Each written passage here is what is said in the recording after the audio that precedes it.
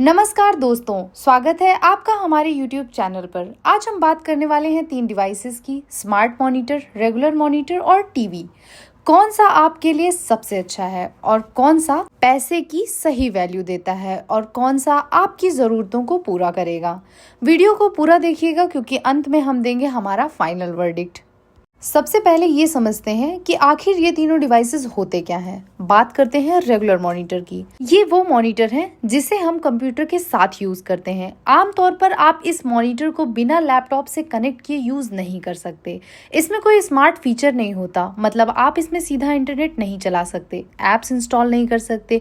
ये सिर्फ एक आउटपुट डिवाइस है जो सीपीयू या लैपटॉप से कनेक्ट होकर ही काम करता है। बात करें स्मार्ट मॉनिटर्स की, ये मॉनिटर थोड़े एडवांस होते हैं। इसमें स्मार्ट फीचर्स होते हैं जैसे वाईफाई कनेक्टिविटी, नेटफ्लिक्स, यूट्यूब और स्पॉटिफाई जैसे ऐप्स, और कई बार ये रिमोट कंट्रोल भी मिलते हैं, यानी बिना कंप्यूटर के भी ये डिवाइसेस स्टैंड अलोन डिवाइस की तरह काम कर सकते हैं। यानी इस मॉनिटर को चाहे तो रेगुलर मॉनिटर की तरह यूज करें और चाहे तो आप इसे टीवी की तरह भी यूज कर सकते हैं।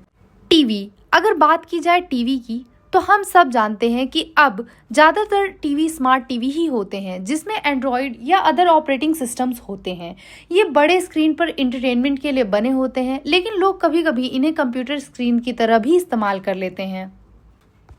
आगे बात करते हैं डिस्प्ले क्वालिटी और साइज की। रेगुलर मॉनिटर, कंप्यूटर मॉनिटर में पिक्सल डेंसिटी ज़्यादा होती है, मतलब अगर आप पास बैठकर काम कर रहे हैं जैसे वीडियो एडिटिंग, कोडिंग, डिज़ाइनिंग, तो टेक्स्ट शार्प दिखेगा, कलर एक्यूरेसी अच्छी होगी और साइज आमतौर पर 21 से 34 इंच तक होते हैं, लेकिन मार्केट में इससे बड़े साइजेस भी अवेलेबल हैं।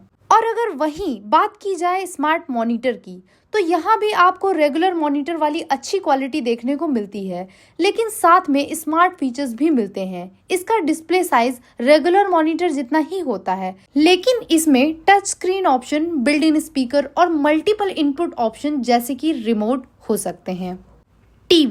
टीवी की स्क्रीन बड़ी होती है, 32 इंच से लेकर 85 इंच या उससे भी ज़्यादा, लेकिन पास बैठकर देखने में पिक्सल अलग अलग दिखाई दे सकते हैं क्योंकि इसमें पिक्सल डेंसिटी मॉनिटर जैसी नहीं होती है। कलर ट्यूनिंग टीवी में ज़्यादा सैचुरेटेड होती है ताकि दूर से देखने पर अच्छा लगे। अब फीचर्स और कनेक्टिविटी पर नज़र डालते हैं। बात की जाए रेगुलर मॉनिटर की, तो simple HDMI display port, VGA, USB-C input होते हैं। इसमें कोई स्मार्ट फीचर नहीं होता। फोकस होता है तो लो लेटेंसी और हाई रिफ्रेश रेट पर, ताकि गेमिंग या प्रोफेशनल काम स्मूथ हो सके। वहीं स्मार्ट मॉनिटर में यहाँ आपको screen sharing, virtual meeting apps, built in voice assistant और क्लाउड एक्सेस जैसी चीजें मिलती हैं। लैपटॉप कनेक्ट किए बिना भी काम चल सकता है। इसमें मिलने वाले रिमोट से आप इसे कंट्रोल करके टीवी की तरह भी यूज कर सकते हैं। बात करें टीवी की, तो टीवी में ज्यादातर HDMI, ARC या USB पोर्ट होते हैं और स्मार्ट टीवी में wifi, Bluetooth, streaming apps, screen mirroring भी मिलती है, लेकिन कंप्यूटर से कनेक्ट करने पर इनपुट लैग हो सकता है। बात करूं यूज केस और प्राइस की, तो अब सबसे ज़रूरी सवाल ये है कि किसके लिए क्या सही है। Regular monitor, office work, professional graphics, gaming, ये सभी के लिए बेस्ट है। इसका प्राइस 10,000 से शुरू होकर 60,000 प्लस तक जा सकता है, डिपेंड करता है इसकी क्वालिटी और साइज पर।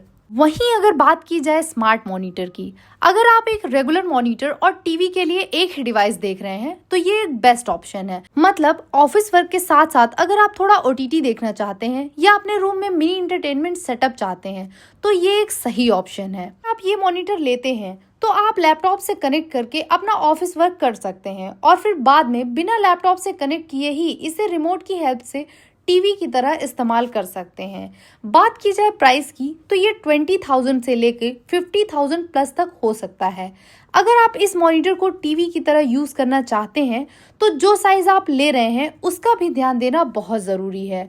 मेरे हिसाब से 27 से 34 इंच का मॉनिटर बेस्ट है, क्योंकि अगर आप 27 इंच से छोटा मॉनिटर लेते हैं तो आपको OTT देखने में स्क्रीन थोड़ी छोटी लगेगी, लेकिन अगर आप 32 या 34 इंच से बड़ा मॉनिटर लेते हैं तो फिर आपको मॉनिटर को पास में रखकर ऑफिस वर्क करने में प्रॉब्लम आ सकती है। So it's always up to you कि आप कौन सा स्क्रीन साइज प्रेफर करते हैं। वहीं अगर बात की जाए टीवी की, तो अगर आपका मकसद मूवी देखना, फैमिली के साथ इंटरटेनमेंट या गेमिंग कंसोल लगाना है, तो टीवी एक बहुत बढ़िया ऑप्शन है। लेकिन अगर आप इसे मॉनिटर की तरह इस्तेमाल करेंगे तो इसकी परफॉर्मेंस उतनी स्मूथ नहीं होगी। बात की जाए प्राइस की, तो ये 15,000 से लेके 1 लाख प्लस तक हो सकता है। इसमें मैं एक छोटा सा एडिशनल टॉपिक ऐड करना चाहूंगी जिसका नाम है एंटी ग्लेयर। तो आइए अब हम स्मार्ट मॉनिटर, रेगुलर मॉनिटर और टीवी की तुलना में एंटी ग्लेयर स्क्रीन टेक्नोलॉजी को शामिल करते हैं। तो सबसे पहले समझते हैं कि एंटी ग्लेयर स्क्रीन क्या है और ये क्यों जरूरी है। ग्लेयर, जब आप लैपटॉप से धूप में काम करते हैं या लैपटॉप के सामने बल्ब लगा होता है, तब आपके स्क्रीन पर एक रिफ्लेक्शन दिखाई देती है और उस स्क्रीन पर काम करने में मुश्किल हो जाती है। इसे ही ग्लेयर कहते हैं। इस प्रॉब्लम से निपटने के लिए कुछ मॉनिटर्स में एंटी ग्लेयर स्क्रीन होती है। एंटी ग्लेयर स्क्रीन में एक स्पेशल कोटिंग होती है जो स्क्रीन पर पड़ने वाली रोशनी को फैलाकर चमक यानी ग्लेयर को कम कर देती है। इससे स्क्रीन पर रिफ्लेक्शन कम होती है और देखने का अनुभव बेहतर होता है, खासकर जब आप तेज रोशनी या धूप में काम कर रहे हों। एंटी ग्लेयर स्क्रीन के कुछ फायदे और कुछ नुकसान हैं। बात करूं फायदों की, आंखों की थकान में कमी। लंबे समय तक स्क्रीन देखने पर आंखों में थकान महसूस होती है। एंटी ग्लेयर स्क्रीन इस थकान को कम करने में मदद करती है क्योंकि यह तेज रोशनी के रिफ्लेक्शन को कम कर देती है। तेज रोशनी में भी आप बेहतर देख सकते हैं। यदि आप धूप या तेज लाइट के नीचे काम कर रहे हैं तो एंटी ग्लेयर स्क्रीन पर कंटेंट स्पष्ट रूप से दिखाई देते हैं। कम रिफ्लेक्शन और स्मजेस, एंटी ग्लेयर स्क्रीन पर उंगलियों के निशान और धूल कम दिखाई देती हैं, जिससे कि स्क्रीन साफ और स्पष्ट रहती है। वहीं अगर बात करूं एंटी ग्लेयर स्क्रीन के नुकसान की, तो रंग और कंट्रास्ट में कमी।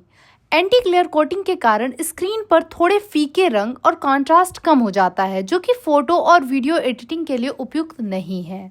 और इसमें थोड़ी सी ब्लर यानी धुंधली सी इमेज बनती है। कुछ एंटी ग्लेयर स्क्रीन पर स्पार्कल इफेक्ट दिखाई दे सकता है, खासकर सफेद या हल्के सरफेस पर, जिससे छवि थोड़ी धुंधली लग सकती है। एंटी ग्लेयर की वजह से मॉनिटर्स और लैपटॉप की कॉस्टिंग ज़्यादा हो जाती है। एंटी ग्लेयर टेक्नोलॉजी वाले मॉनिटर और लैपटॉप अक्सर महंगे होते हैं क्योंकि इसमें एडिशनल कोटिंग और प्रोसेसिंग की ज़रूरत पड़ती है। तो आइए जानते हैं कि कौन कौन से डिवाइस एंटी ग्लेयर स्क्रीन के साथ आते हैं। रेगुलर मॉनिटर, ज़्यादातर professional monitor anti glare coating के साथ आते हैं, जो कि ऑफिस वर्क और प्रोग्रामिंग के लिए उपयुक्त होते हैं। वहीं अगर बात करूं स्मार्ट मॉनिटर की, तो कुछ स्मार्ट मॉनिटर भी एंटी ग्लेयर स्क्रीन के साथ आते हैं, जो कि वीडियो कॉन्फ्रेंसिंग और मल्टीमीडिया के उपयोग के लिए फायदेमंद हैं। लेकिन अगर बात करूं टीवी की, तो ज़्यादातर टीवी ग्लॉसी स्क्रीन के साथ आते हैं, जिससे रंग जीवंत दिखाई देते हैं और रिफ्लेक्शन की समस्या होती है। हालांकि कुछ प्रीमियम टीवी जैसे सैमसंग की द फ्रेम मैट फिनिश के साथ आते हैं, जो कि एंटी ग्लेयर अनुभव प्रदान करते हैं। तो आइए इस टॉपिक के कंक्लूजन को समझते हैं। यदि आप ऑफिस वर्क, कोडिंग और लंबे समय तक स्क्रीन का उपयोग करते हैं, तो एंटी ग्लेयर स्क्रीन वाले रेगुलर या स्मार्ट मॉनिटर आपके लिए बेहतर हैं।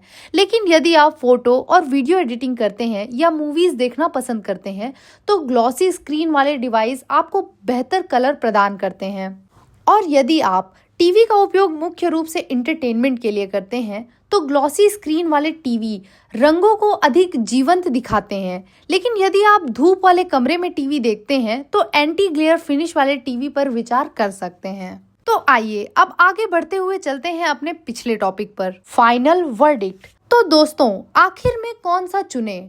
तो मैं बताना चाहूँगी कि अगर आपको चाहिए प्रोफेशनल काम के लिए मशीन, तो आप रेगुलर मॉनिटर लीजिए। और अगर आपको चाहिए 2-in-1 एक्सपीरियंस, यानी आप टीवी और मॉनिटर दोनों एक ही डिवाइस में चाहते हैं, तो आपके लिए स्मार्ट मॉनिटर बेस्ट रहेगा। लेकिन अगर आप सिर्फ एंटरटेनमेंट के लिए बड़ी स्क्रीन चाहते हैं, तो टीवी आपके लिए एक सही ऑप्शन है। आपकी ज़रूरत क्या है, कमेंट में हमें ज़रूर बताइए। और अगर आपको ये वीडियो पसंद आया हो तो लाइक, शेयर और सब्सक्राइब ज़रूर करिएगा। धन्यवाद दोस्तों, अगली बार फिर मिलेंगे ऐसे ही टेक्नोलॉजी कंपैरिजन या रिव्यू के साथ। तब तक के लिए जुड़े रहिए मेरे साथ।